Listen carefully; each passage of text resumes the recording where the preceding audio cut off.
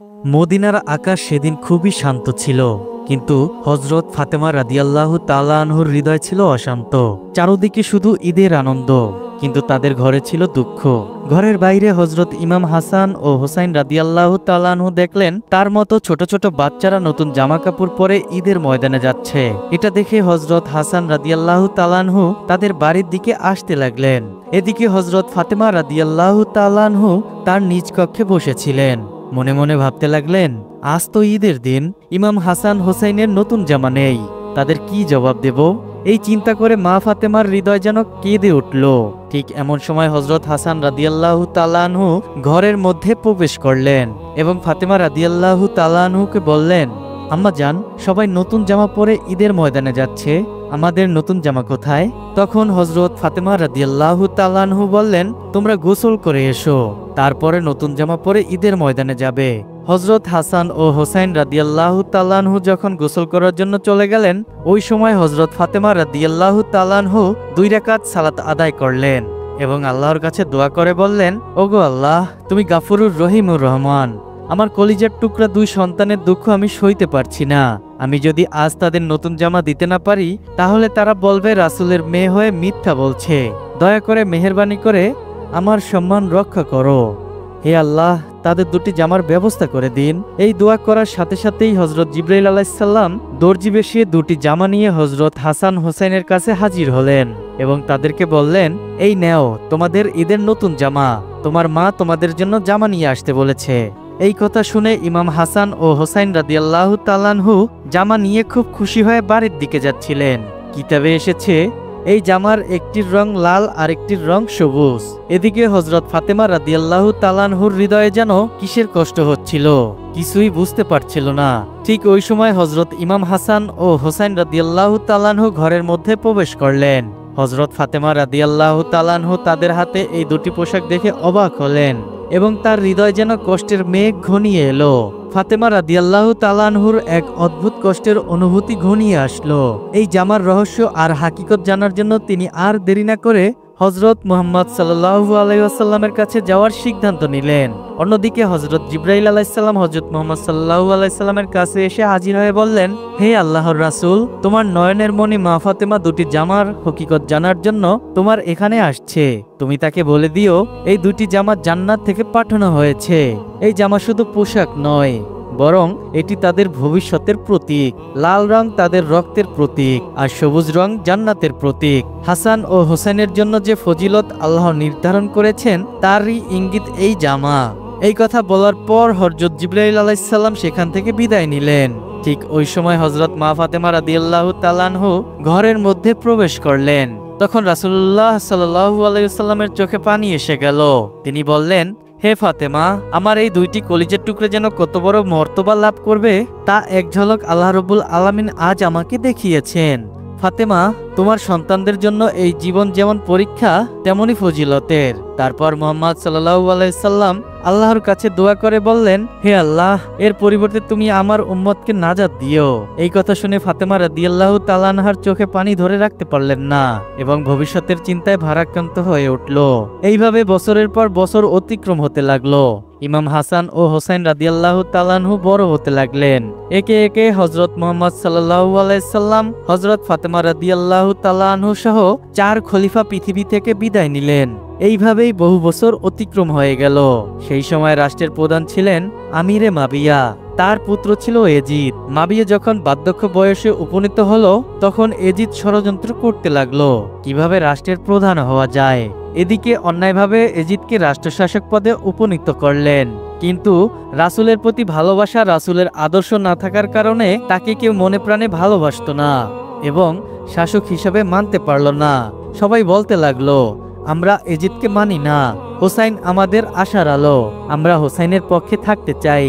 এজিদ অন্যায়ভাবে সাধারণ মানুষকে অত্যাচার করে মানুষকে হত্যার ভয় দেখিয়ে নিজেই রাষ্ট্রের শাসক হলেন। এদিকে এজিদ মনে মনে ভাবতে লাগলো, এইভাবেই চলতে থাকলে কখনোই আমি দেশের রাষ্ট্রপ্রধান হতে পারবো না। যেভাবেই হোক হাসান এবং হোসেনকে শেষ করতে হবে, এই পথের কাঁটা সরাতেই হবে। আসলে এজিদ ছিল চরিত্রহীন, তার হৃদয়ে কোনো দয়া মায়া কিছুই ছিল না। রাষ্ট্রের ক্ষমতার লোভে একেবারে অন্ধ হয়ে গিয়েছিল। একদিন এজিদ কুফা নগরীর গভর্নর ইবনে জিয়াদকে ডেকে বললেন, তুমি তো কুফার গভর্নর, হোসেনকে কুফায় ডেকে আনো, কেননা মদিনাতে হোসেনকে মারা যাবে না। তুমি যে কোনো কৌশলে তাকে ডেকে আনো, নয়তোবা আমরা কিছুই করতে পারবো না। অতঃপর তারা মদিনাতে চিঠি পাঠাতে শুরু করলো। এভাবেই যখন 40,000 চিঠি পৌঁছে গেল, তখন মদিনায় বিশিষ্ট জ্ঞানীগুণী ব্যক্তি এবং হোসাইন একটি গুরুত্বপূর্ণ আলোচনা সভার আয়োজন করলেন। হোসাইন রাদিয়াল্লাহু তাআলা আনহু বললেন, আমি কুফায় যেতে চাই, সেখানে অনেক মানুষ আমার জন্য অপেক্ষা করছে। তখন সেখানে থাকা বিশিষ্ট ব্যক্তিদের মধ্যে একজন বললেন, হোসাইন তুমি কুফাতে যেও না, কুফার আবহাওয়া তেমন একটা ভালো না, সেখানে ইতোমধ্যেই অনেক সমস্যার সৃষ্টি হয়েছে। এখনো আমরা হাসানের ব্যথা ভুলতে পারিনি, বরং সেখানে যাওয়ার আগে আমাদের মধ্য হতে একজনকে পাঠানো হোক, তার পক্ষ থেকে ভালো খবর আসলে তবেই তুমি যাবে।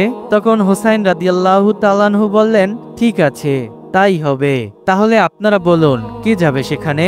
সেখানে অনেক লোক উপস্থিত ছিল, কিন্তু কেউ কুফা যাওয়ার জন্য রাজি হলো না। তার মধ্যে মুসলিম বিন আকিল নামের একজন বললেন, আপনারা নিশ্চিন্তে থাকুন, আমি আগে যাব। অতঃপর তারা সেদিনের মতো আলোচনা সভা বন্ধ করে একে একে ঘরে ফিরে গেলেন। মুসলিম বিন আকিল যখন কুফা যাওয়ার জন্য প্রস্তুত হচ্ছিলেন, সেই সময় তার দুটি পুত্র এসে বললেন, আব্বাজান, আমরা কার কাছে থাকবো? আমাদের তো মা নেই। আব্বাজান, আপনি আমাদেরকেও সঙ্গে নিয়ে চলুন। অতঃপর তারা কুফা যাওয়ার জন্য রওনা হলেন। অনেক পথ অতিক্রম করার পর যখন তারা কুফায় এসে পৌঁছালেন, তখন দেখলেন ইতিমধ্যেই সেখানকার অনেক লোক হযরত হোসাইন রাদিয়াল্লাহু তাআলা আনহুর কাছে বায়াত নেওয়ার জন্য প্রস্তুত ছিলেন। তখন তারা বললেন, আমাদের প্রিয় হোসাইন রাদিয়াল্লাহু তাআলা আনহু কোথায়? আমরা তার সাথে থাকবো, এই এজিদকে আমরা চাই না। তখন মুসলিম বিন আকিল বললেন, তিনি নিশ্চয়ই আসবেন, তবে আমার চিঠি পাওয়ার পর। সেখানকার মানুষের হোসেনের প্রতি ভালোবাসা এবং তার প্রতি অটুট বন্ধন দেখে মুসলিম বিন আকিল হোসেনকে কুফা আসার জন্য বিস্তারিত চিঠিতে লিখলেন। অতঃপর একজন মুসলিম বিন আকিলের এই চিঠি হযরত হোসেন রাদিয়াল্লাহু তাআলা আনহুর কাছে পৌঁছে দিলেন। চিঠি পেয়ে হযরত হোসেন রাদিয়াল্লাহু তাআলা আনহু আর দেরি করলেন না, 72 জন সঙ্গী সাথী সহ কুফা যাওয়ার জন্য রওনা দিলেন। গোপন সূত্রে হযরত হোসেনের আসার খবর এজিদ পেয়ে যায়। তখন এজিদ গোপনে হযরত হোসেন রাদিয়াল্লাহু তাআলা আনহু এবং মুসলিম বিন আকিলকে হত্যা করার জন্য একটি ষড়যন্ত্র করলেন এবং একজন সেনাকে ডেকে বললেন, আপনি যদি মুসলিম বিন আকিলকে হত্যা করতে পারেন তবে আপনাকে অনেক পুরস্কার দেওয়া হবে। আর মনে রেখো, মুসলিম বিন আকিলের দুটি পুত্রীকে রেহাই দেওয়া যাবে না, তাদেরকেও হত্যা করবে, কেননা তারা যদি মদিনায় চলে যায় তাহলে হোসেনকে আনা যাবে না, আর কারবালায় তাদের আটকে দিতে হবে। তাহলে তুমি গোপনে কাজটি সম্পূর্ণ করো। অতঃপর ওই সেনাটি মুসলিম বিন আকিলকে হত্যা করার জন্য খুঁজতে লাগলেন। কিছুদিন পর দেখলেন মুসলিম বিন আকিল হোসেনের পক্ষে অনেক লোককে বায়াত করার পর কুফার একটি মসজিদে বসে আছে। এটা দেখে সে দেরি করলেন না, সাথে সাথে গিয়ে পিছন দিক থেকে অমানবিকভাবে মুসলিম বিন আকিলকে তরবারি দিয়ে হত্যা করে শেষ করে দেয়। কিছুদিন পর মুসলিম বিন আকিলের হত্যার খবর চারদিকে ছড়িয়ে পড়ে। কুফার মানুষ শোকস্তব্ধ হয়ে যায়, কিন্তু তারা প্রতিবাদ করতে পারত না, কারণ এজিদের সাথে মোকাবেলা করার জন্য তাদের শক্তি ছিল না। তাই সবাই চুপ হয়ে যায়। সেই সাথে সাথে এজিদের পক্ষ থেকে বলা হয়, মুসলিম বিন আকিলের দুই পুত্রকে যে হত্যা করে এজিদের সামনে নিয়ে আসতে পারবে তাকে অনেক বেশি মূল্যবান পুরস্কার দেওয়া হবে। এই খবর পেয়ে পুরস্কারের লোভে কিছু লোক মুসলিম বিন আকিলের দুই পুত্রকে খুঁজতে লাগলেন। এদিকে মুসলিম বিন আকিলের নিষ্পাপ দুটি ছোট ছেলে এই খবর পেয়ে হত্যার ভয়ে এদিকে ওদিকে দৌড়াতে লাগলেন। দৌড়াতে দৌড়াতে তারা রাতের বেলায় একটি খেজুরের বাগানের মধ্যে এসে পৌঁছায়। ক্ষুধা এবং তৃষ্ণায় ক্লান্ত হয়ে ছোট দুটি শিশু খেজুরের গাছের নিচে ঘুমিয়ে পড়ে। সকাল হতেই তারা দেখলো ওই খেজুর বাগানের মধ্যে একজন মহিলা তাদের দিকেই আসছে। এটা দেখে ছোট ভাই তার বড় ভাইকে বলল, ভাইজান, আমাদের কেউ মনে হয় হত্যা করে দেবে, এই দেখো আমাদেরকে খুঁজতে আসছে, আমরা এখন কোথায় যাব? এই কথা বলে তারা অঝরে কাঁদতে লাগলো। আসলে এই মহিলাটি ছিল এই খেজুর বাগানের মালিকের স্ত্রী। ওই মালিকটি এসে দেখলো চাঁদের মতো ছোট্ট দুইটি শিশু ভয় আদমকে অঝরে কান্না করছে। এটা দেখে মহিলাটির হৃদয়ে মায়া জন্মালো। তাদেরকে ক্ষুধার্ত এবং তৃষ্ণার্ত দেখে চোখের কোণে অশ্রু ভরে গেল। তখন মহিলাটি বলল, তোমরা তো মদিনার সেই মুসলিম বিন আকিলের পুত্র, তোমরা আমার বাড়ি চলো। এটা শুনে ছোট ভাই বড় ভাইকে বলল, ভাইজান, এবার মনে হয় আমাদেরকে হত্যা করে দেবে। এই বলে অজোরে কাঁদতে লাগলো।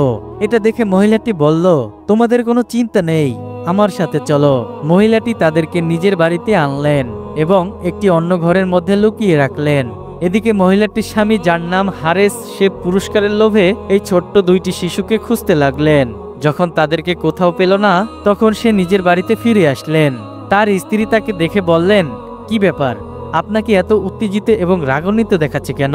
তার স্বামী বলল, তুমি কি শোনোনি, মদিনায় মুসলিম বিন আকিলের দুইটি ছোট্ট ছেলেকে হত্যা করে এজিদের কাছে নিয়ে যেতে পারলে মহামূল্যবান পুরস্কার পাওয়া যাবে, সেই জন্যই তাদেরকে আমি খুঁজতেছি। এই কথাটি পাশের ঘরে থাকা সেই ছোট্ট ছেলে দুইটি শুনতে পেয়ে ভয়ে আতঙ্কে কান্না করতে শুরু করলো। তখন তার স্বামী জিজ্ঞাসা করলো, কান্নার আওয়াজ কোথা থেকে আসছে? তার স্ত্রী বলল, এটা তো এই কুফা নগরীর বাচ্চাদের কান্নার আওয়াজ। তার স্বামী বলল, না, এটা তো কুফা নগরীর কোনো বাচ্চার কান্নার আওয়াজ না, মনে হয় আমাদের ঘর থেকে আসে। এটা বলার পরে পাশের ঘরে গিয়ে দেখলো ছোট্ট দুটি বাচ্চা ছেলে ঘরের মধ্যে হাউমাউ করে কাঁদছে। পিছনে পিছনে তার স্ত্রী এসে কেঁদে কেঁদে স্বামীকে বলল, দয়া করে আপনি এদেরকে ছেড়ে দিন। এজিদের পুরস্কারের লোভে এই নিষ্পাপ ছোট্ট দুইটি অসহায় বাচ্চাকে হত্যা করবেন না, তাদের বিনিময়ে আমাকে হত্যা করুন। কিন্তু তার স্বামী কোনো কথাই শুনলেন না। ছোট্ট দুইটি ছেলেকে টানতে টানতে ফোরাত নদীর দিকে নিয়ে গেল। যখন তাদেরকে হত্যা করতে যাবে, এমন সময় ছোট্ট ভাইটি কেঁদে কেঁদে বলতে লাগলো, আমরা কি অপরাধ করছি, আমাদেরকে ছেড়ে দিন, আমাদের মা বাবা কেউ নেই। সঙ্গে সঙ্গে বড় ভাই কাঁদতে কাঁদতে বলতে লাগলো, ও কুফানগরীর বাতাসেরা পাখিরা, তোমরা আমার হোসেনকে বলে দাও তিনি যেন কুফানগরী ও কারবালাতে না আসে। এখানকার মানুষের ব্যবহার একদমই ভালো না, তারা নিজেদের স্বার্থের লোভে হত্যা করতেও দ্বিধা করে না। এই কথা বলা শেষ হতে না হতেই হারেস নামের সেই লোকটি ছোট্ট দুটি ছেলেকে হত্যা করে তাদের মস্তক কেটে এজিদের কাছে যেতে লাগলো। এদিকে হযরত হোসেন রাদিয়াল্লাহু তাআলা আনহু এবং তার ৭২ জন সঙ্গী অনেকদিন ধরে পথ চলতে চলতে তারা ক্ষুধার্ত এবং তৃষ্ণার্ত হয়ে পড়েছিল। তাদের একটু বিশ্রামের প্রয়োজন ছিল। তখন সন্ধ্যা হয়ে এসেছিল, তাই হযরত হোসাইন রাদিয়াল্লাহু তাআলা আনহু বললেন, আজকে রাতের মতো এখানেই আশ্রয় নিন, কাল সকাল হলেই আমরা আবার রওনা দেব। আপনারা সবাই এখানে তাঁবু খাটানোর ব্যবস্থা করুন। যখন হোসাইন রাদিয়াল্লাহু তাআলা আনহু তাঁবু খাটানোর জন্য মাটিতে একবার কোপ দিলেন, দেখলেন সেখান দিয়ে রক্ত বেরোচ্ছে। এটা দেখে হযরত হোসাইন রাদিয়াল্লাহু তাআলা আনহু অন্যদের জিজ্ঞাসা করলেন, আপনারা বলতে পারবেন এই জায়গার নাম কি? তাদের মধ্যে একজন বললেন, ইয়া হোসাইন, এই জায়গার নাম হলো কারবালা। এটা শুনে হযরত হোসাইন রাদিয়াল্লাহু তাআলা আনহু চোখের পানি ছেড়ে বললেন, আপনারা এখানেই তাঁবু খাটান। আমার নানাজান হযরত মুহাম্মদ সাল্লাল্লাহু আলাইহি সাল্লাম বলেছেন, তার উম্মতের নাজাতের জন্য এই কারবালায় আমি নাকি শহীদ হয়ে যাব। এদিকে গোপন সূত্রে এজিদ সমস্ত খবর পেয়ে যায়। অতঃপর সকাল হতে না হতেই এজিদের ৪০০০ সৈন্য হোসেন রাদিয়াল্লাহু তাআলা আনহুর তাঁবুর চারদিক ঘিরে ধরেছে। কয়েকজন এজিদের সৈন্য হযরত হোসেন রাদিয়াল্লাহু তাআলা আনহুর কাছে এসে বলল, হোসাইন, আর সামনে এগোনো যাবে না, তুমি আমাদের সঙ্গে যুদ্ধ করো। তখন হোসাইন রাদিয়াল্লাহু তাআলা আনহু বললেন, প্রিয় ভাইয়েরা, আমি আপনাদের সাথে যুদ্ধ করতে আসিনি, আমি তো এসেছি শুধুমাত্র বন্ধুত্বের সম্পর্ক স্থাপন করতে। কিন্তু এজিদের সৈন্যরা কিছুই বুঝলেন না। তারা বললেন, আমরা আপনার কোনো কথাই শুনবো না, আমাদের সাথে যুদ্ধ করো নয়তো ফিরে যাও। তখন হোসাইন রাদিয়াল্লাহু তাআলা আনহু বললেন, ভাইয়েরা, আমরা যুদ্ধ করতে আসিনি, আমরা ন্যায় প্রতিষ্ঠার জন্য এসেছি। কিন্তু যদি এজিদের বিরুদ্ধে লড়াই করতে হয়, তবে মৃত্যুকেও আলিঙ্গন করতে আমরা প্রস্তুত। এই কথা বলে হযরত হোসাইন রাদিয়াল্লাহু তাআলা আনহু তাঁবুর দিকে ফিরে আসলেন। এইভাবে ২-৩ দিন অতিবাহিত হয়ে গেল। অতঃপর রাতের বেলা অনেক চিন্তা করার পর হযরত হোসাইন রাদিয়াল্লাহু তাআলা আনহু তাঁবুর বাইরে সমস্ত আগুন নিভিয়ে সবার উদ্দেশ্য করে বললেন, আপনারা সবাই কারবালা ছেড়ে প্রাণ বাঁচানোর জন্য ফিরে যান, কেননা আমাদের কাছে কোনো অস্ত্র নেই, আর আমরা তো মাত্র ৭২ জন, আর এজিদের সৈন্য হচ্ছে ৪০০০ জন। অতএব তোমরা আমার কথা শোনো, তোমরা ফিরে যাও। আমি একাই এজিদের বিরুদ্ধে যুদ্ধ করে শহীদ হয়ে যাব, কিন্তু রাসূলের আদর্শ নীতি এবং ইসলামকে কখনোই শেষ হতে দেব না। এই কথা বলার পর তাঁবুর আগুন জ্বালিয়ে পেছনে চেয়ে দেখলো কেউ সেখান থেকে পালায়নি। সবাই হাউমাউ করে কাঁদছে, আর সবাই একসঙ্গে বলে, ইয়া হোসাইন, আমরা সবাই তোমার সাথে আছি, দরকার হলে এজিদের বিরুদ্ধে যুদ্ধ করে শহীদ হয়ে যাব, তবুও তোমায় ছেড়ে যাব না। পরের দিন সকালবেলা হযরত হোসেন রাদিয়াল্লাহু তাআলা আনহুর স্ত্রী তার কাছে এসে বলল, প্রাণের স্বামী, এই ছোট্ট ৬ মাসের শিশু গত ৩ দিন ধরে খাবার পানি কিছুই খাওয়ানো হয়নি, ক্ষুধায় তৃষ্ণায় কাতর হয়ে পড়েছে, দয়া করে এই শিশুর জন্য আপনি একটু পানির ব্যবস্থা করুন। তখন হযরত হোসাইন রাদিয়াল্লাহু তাআলা আনহু 6 মাসের কচি শিশুকে কোলে নিয়ে একটু পানির জন্য সামনে এগোতে লাগলেন। সেখানে গিয়ে দেখলেন এজিদের সৈন্যরা ফুরাত নদী বন্ধ করে দিয়েছে। এটা দেখে হযরত হোসেন রাদিয়াল্লাহু তাআলা আনহু খুবই নম্রভাবে অনুরোধ করে বললেন, দয়া করে এই ছোট্ট শিশুকে একটু পানি দিন, তৃষ্ণায় আমার কচি শিশুর গলাটা শুকিয়ে গিয়েছে। যদি প্রতিশোধ নিতে হয় তাহলে আমাদের উপরে নিন, এই কচি শিশু তো কোনো দোষ করেনি। দেখুন আপনাদেরও তো এমন ছোট্ট শিশু রয়েছে, দয়া করে এই অনুরোধটুকু রাখুন। কিন্তু অসভ্য এজিদের সৈন্যদের হৃদয়ে একটু তো মায়া হলোই না, বরং পানির বদলে পিছন থেকে একটি বিষাক্ত তীর ছুড়ল। আর ওই তীর কোলে থাকা সেই ছোট্ট শিশু আলী আসগরের পেছন থেকে প্রবেশ করে সামনের দিক থেকে বের হয়ে যায়। এটা দেখে হোসাইন রাদিয়াল্লাহু তাআলা আনহু চোখের পানি আর ধরে রাখতে পারলেন না, কাঁদতে কাঁদতে তাঁবুর দিকে ফিরে আসতে লাগলেন। তাঁবুর কাছে এসে স্ত্রীকে বললেন, এই নেও তোমার কলিজের টুকরা নয়নের মণি সন্তানের পানির পিপাসা জীবনের মতো তারা মিটিয়ে দিয়েছে, সে জীবনে আর কখনোই পানি পান করবে না। এটা দেখে সেখানে থাকা সমস্ত লোক চোখে পানি ধরে রাখতে পারলেন না, সবাই অঝরে কান্না করতে লাগলেন। তার স্ত্রী কচি শিশুকে কোলে নিয়ে চোখের পানি ছেড়ে দিয়ে চিৎকার করতে করতে আল্লাহর কাছে দোয়া করে বললেন, ওগো দয়াময় আল্লাহ, এ কেমন বিচার! যে নবীকে সৃষ্টি না করলে কিছুই সৃষ্টি হতো না, সেই নবীর উম্মতেরা পানি পায় না, এই ব্যথা আমি কিভাবে সইব আল্লাহ। এদিকে তাদের যুবক পুত্র আলী আকবর কান্নার আওয়াজ শুনে দ্রুত তাঁবুর কাছে আসলেন এবং ছোট্ট শিশুর এই অবস্থা দেখে আর সহ্য করতে পারলেন না। রক্ত হাতে নিয়ে শপথ করে বললেন, আমি এই দেশের সৈন্যদের ছাড়বো না। এই কথা বলে যুদ্ধ করতে চলে গেল। শুরু হয়ে গেল তীব্র যুদ্ধ। যুদ্ধ করতে করতে এক পর্যায়ে আলী আকবর তৃষ্ণার্ত হয়ে পড়েছিল, তার আর চলার শক্তি ছিল না। তাই সে একটু পানি পাওয়ার আশায় তাঁবুর কাছে ফিরে আসলেন এবং বললেন, মাগো আমাকে এক গ্লাস পানি দাও, আমি আর চলতে পারছি না, আমার এক গ্লাস পানি দরকার, আমি কথা দিচ্ছি কারবালার এই সমস্ত এজিদের সৈন্যদের আমি শেষ করে দেব। তখন মা চোখে পানি ছেড়ে দিয়ে কান্না করে বলে উঠল, আমার কলিজের টুকরা আলী আকবর, পানি যদি থাকতো তাহলে তোমার ভাই আলী আসগর কি তীর খেয়ে মরতো? তখন আলী আকবর মায়ের পায়ের কাছে সালাম করে বললেন, মাগো বিদায় দাও, দেখা হবে হাসরের ময়দানে। তখন সেখানে সমস্ত লোক আরো জোরে জোরে কান্না করছে, কেননা তাদের বেশিরভাগই ছিল নারী। একে একে এজিদের সৈন্যদের হাতে সবাই শহীদ হয়ে গেছে, মাত্র আর কয়েকজন কি করবে এই কথা ভেবে তারা চোখের পানি থামাতে পারলেন না।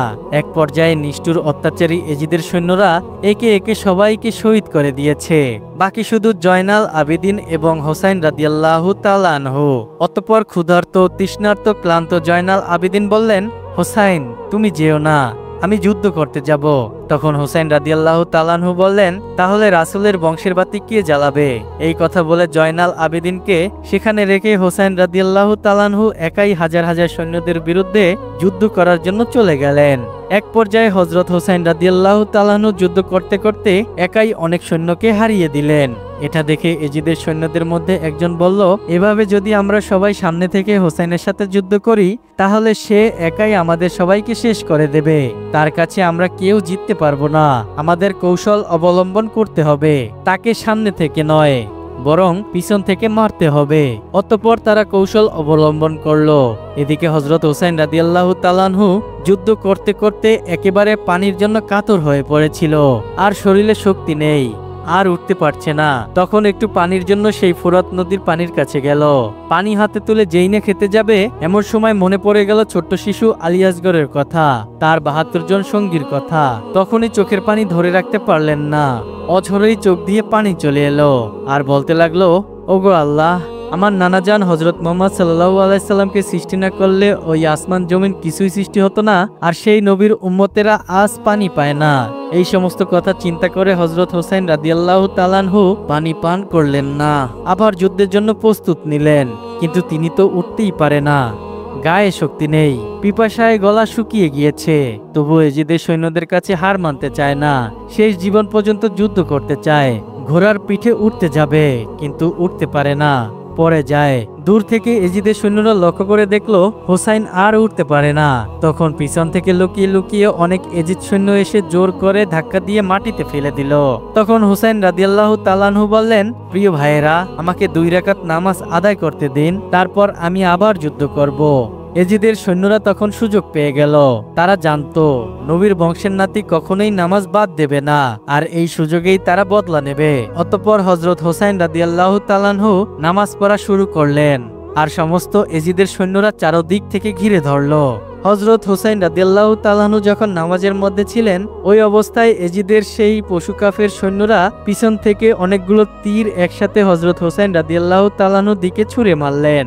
একসাথে ৭২ খানা তীর পিছন দিক থেকে প্রবেশ করে সামনের দিক থেকে বার হয়ে গেল, কিন্তু হোসাইন রাদিয়াল্লাহু তাআলা আনহু নামাজ ছাড়লেন না। এই সুযোগটাকে কাজে লাগিয়ে এজিদের সৈন্যরা পরপর আবারও তীর নিক্ষেপ করলো। হযরত হোসাইন রাদিয়াল্লাহু তাআলা আনহু যখন নামাজ শেষ করলেন, ততক্ষণে অনেকগুলো তীরের আঘাতে শরীর ঝাঁঝরা করে দিয়েছে। হযরত হোসাইন রাদিয়াল্লাহু তাআলা আনহু আর উঠতে পারলেন না। একেবারে শেষে চোখে পানি ছেড়ে দিয়ে অঝরে কান্না করে বললেন, ওগো পৃথিবী, দেখো, ন্যায়ের প্রতিষ্ঠার জন্য আমার পরিবার শহীদ হয়েছে, কিন্তু ইসলামকে মুছে ফেলা যাবে না। এই কথা বলতে বলতে কারবালার প্রান্তে রক্তমাখা শরীর নিয়ে লুটিয়ে পড়লেন। আর এইভাবেই হযরত হোসাইন রাদিয়াল্লাহু তাআলা আনহু শেষ নবী হযরত মুহাম্মদ সাল্লাল্লাহু আলাইহি সাল্লামের উম্মতের নাজাতের জন্য নিজের জীবনকে উৎসর্গ করে দিয়ে কারবালার প্রান্তে শহীদ হয়ে গেলেন। প্রিয় বন্ধুরা, কারবালার প্রান্তে শহীদ হওয়ার ঘটনাটি শুধুমাত্র একটি যুদ্ধ নয়, এটি একটি ন্যায় ও অন্যায়ের চিরন্তর লড়াই। হোসাইন ও তার সঙ্গীদের আত্মত্যাগ মানব ইতিহাসের এক অন্যান্য দৃষ্টান্তর হয়ে থাকবে। আমরা সকলেই যেন প্রিয় রাসূলের পরিবারের মতো আদর্শ গড়ে তুলতে পারি। মহান আল্লাহ তাআলা আমাদের সবাইকে তৌফিক দান করুক। তো বন্ধুরা, আজকের ঘটনাটি এই পর্যন্তই। আশা করছি এমন হৃদয় বিদারক ঘটনাটি আপনাদের সবার অনেক ভালো লেগেছে। যদি ঘটনাটি ভালো লাগে তাহলে অবশ্যই ভিডিওতে একটি লাইক এবং কমেন্ট করে আপনার গুরুত্বপূর্ণ মতামতটি জানিয়ে যাবেন। দেখা হবে পরবর্তী কোনো এক ঘটনা নিয়ে। সেই পর্যন্ত সবাই অনেক ভালো থাকবেন, সুস্থ থাকবেন এবং নিজেদের দিকে খেয়াল রাখবেন। আসসালামু আলাইকুম।